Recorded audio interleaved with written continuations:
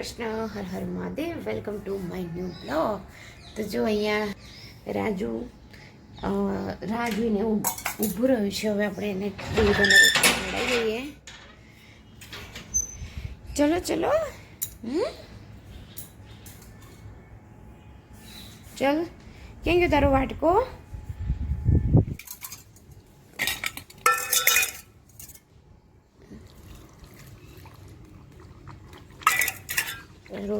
જો રાજુ દૂધ અને રોટલી ખાઈ રહી છે. અને વાતાવરણ હજી આવું છે, 8 વાગવા આવ્યા છે તો પણ હજી તડકો નીકળ્યો નથી, જોઈ શકો છો. અને પવન તો એટલો આવી રહ્યો છે કે બંધ થવાનું નામ જ નથી લઈ રહ્યો. પવનના કારણે ઠંડી ખૂબ જ લાગી રહી છે. તો ચલો હવે આપણે આપણું કામ કરી લઈશું. હું દૂધ લેવા ગઈ હતી. જો કચરા તો સવારના વરાઈ ગયા છે સરસ મજાના. પછી કચરા વાળીને દૂધ લેવા ગઈ, નહીં ધોઈને તૈયાર થઈ ગઈ. પછી દૂધ લેવા ગઈ. આજથી તન્મયની એક્ઝામ ચાલુ થઈ ગઈ છે. આજથી અને બીજી પરીક્ષા ચાલુ થઈ ગઈ છે, એટલે એ પણ હમણાં 11 વાગે આવી જશે. 8 થી 11નું પેપર છે એને, તો એને ચાલુ થઈ જશે. ચલો હવે સેવા કરવાની છે, તો પહેલાં હું સેવા કરી લઉં, પછી ચા પાણી નાસ્તો, અને પછી કપડાં વાસણ કરવાના છે તો તે પણ કરી લઉં. તો ચલો આપણે પહેલાં સેવા પૂજા કરી લઈએ ભગવાનની, અને તમને પણ સરસ મજાના દર્શન કરાવી દઉં.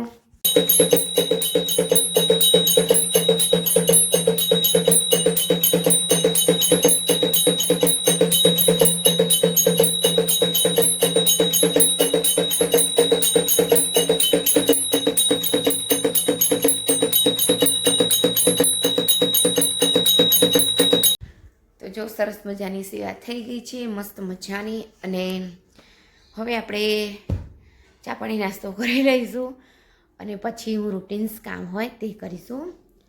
અને અમે ઝાલર નવું મંગાવ્યું છે તો બહુ મસ્ત વાગી રહ્યું છે, સરસ મજાનું છે. આરતીને એવું કરી સેવા કરીએ ત્યારે સવાર સાંજ વગાડતા હોઈએ છીએ. તો ચલો ચા પાણી નાસ્તો કરી લઈએ. ને હજી તો તાપ તો નીકળ્યો જ નથી. 8:15 થવા આવ્યા છે તો પણ તાપ નથી નીકળ્યો. અને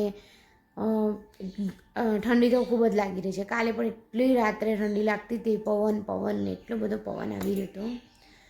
અને આજે તો મારે રસોઈ બનાવવાની શાંતિ છે, કેમ કે મારે જમવા જવાનું છે. અમારે અહીંયા ગામમાં એક જણના ત્યાં પ્રસંગ છે, તો ત્યાં અમારે જમવા જવાનું છે. તો આજે બપોરની પણ શાંતિ છે, અને સાંજે પણ જમવાનું નથી બનાવવાનું. તો મેં કીધું પછી બીજું કંઈક નવું કામ કરી દઈએ. ને શું, આજે તો એક સરસ મજાનું સ્વીટ બનાવવાની છે, તો તે પણ હું તમારી સાથે શેર કરીશ. તો ચલો હવે ચા પાણી કરી લઈએ, અને ફટાફટ કપડાં વાસણ પણ કરી લઉં. ચા પાણીના વાસણને બધું ઘસવાનું છે તો તે પણ કરી લઈશ, અને પછી બીજું આગળ શું કરવું છે તો તે પણ જોઈ લઈએ.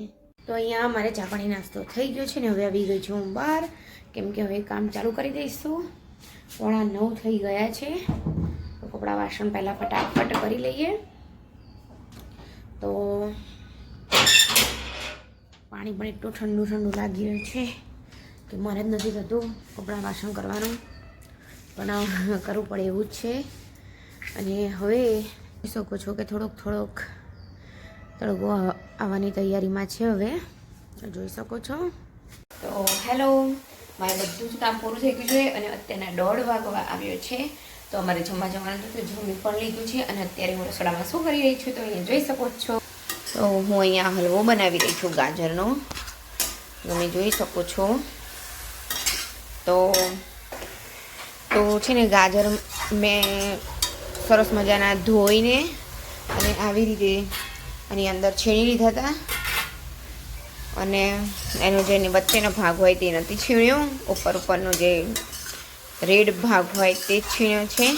અને અહીંયા જોઈ શકો છો કે સવારે હું દૂધ વધારે જ લાવી હતી, તો દૂધ ગરમ કરી દીધું હતું, પણ પાછું હવે આમાં નાખવાનું છે. એટલે ઠંડુ થઈ ગયું હતું એટલે પાછું દૂધ ગરમ કરી દીધું છે. અને અત્યારે હું આ શેકું છું ધીમા તાપે. શેકાઈ જાય એટલે આપણે એની અંદર દૂધ વેડી દઈશું. જોઈ શકો છો.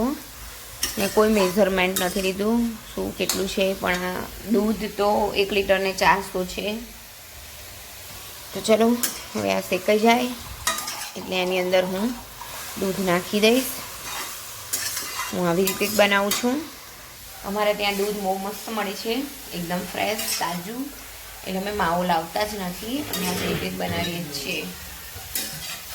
તો ચલો, અહીંયા દૂધ થોડુંક શેકાઈ જવા આવ્યું હોય એવું લાગ્યું છે. પછી એની અંદર આપણે દૂધ નાખી દઈશું, અને તે પણ મલાઈ સાથે, મલાઈ કાઢવાની નથી. તો હવે અહીંયા જોઈ શકો છો કે ગાજરનું છીણ સરસ મજાનું સતળાઈ ગયું છે, એકદમ આમ સોફ્ટ થઈ ગયું હોય એવું થયું છે. એટલે હવે આપણે આ સ્ટેજ ઉપર દૂધ વેડી દઈશું.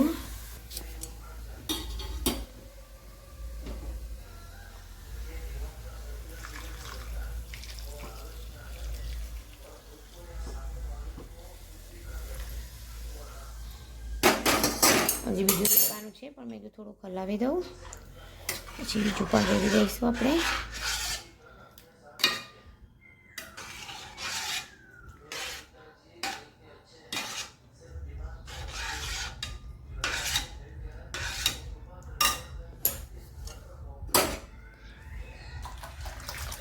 જોઈ શકો છો બધું જ મેં વેડી દીધું છે, અને આજુબાજુ અહીંયા મલાઈ ચોટી છે તે પણ નાખી દઈશ અંદર.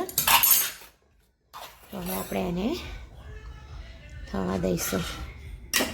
જોઈ શકો છો હવે સરસ મજાનું ઉકળી જાય પછી તમને બતાવું.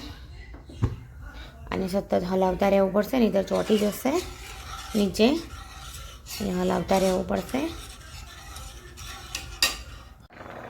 તો અહીંયા જોઈ શકો છો કે સરસ મજાનું દૂધ ઉકળી રહ્યું છે આની અંદર, અને બસ આવી રીતે જ દૂધ આપણે બાળી દેવાનું છે બધું. આમ જોઈ શકો છો.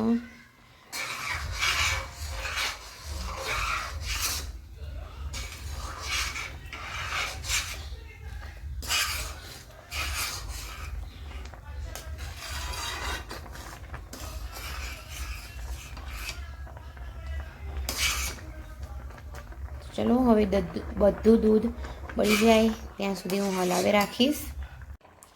તો અહીંયા જોઈ શકો છો કે હવે આપણું દૂધ જોઈ શકો છો કે મસ્ત મજાનું એકદમ ઉકળી ગયું છે અહીંયા, અને ગાજરની સાથે એકદમ ભળી ગયું છે. હવે હું આમાં સાકર નાખી દઈશ અને પછી હલાવી દઈશ.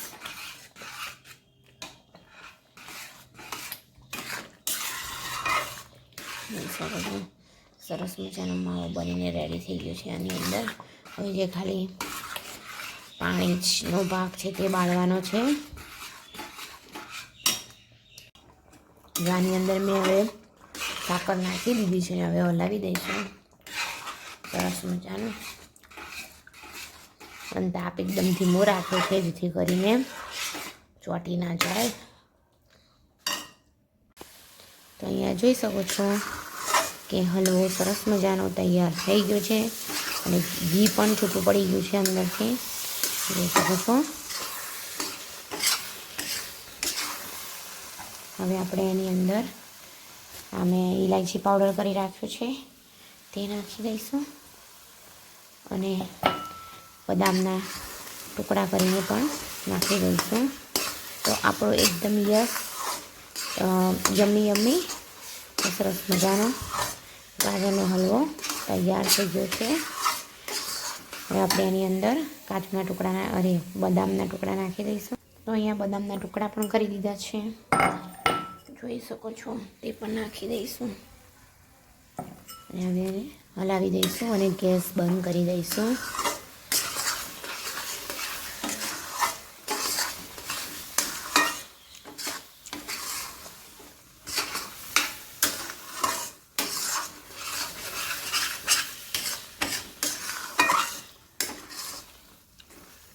જોઈ શકો છો.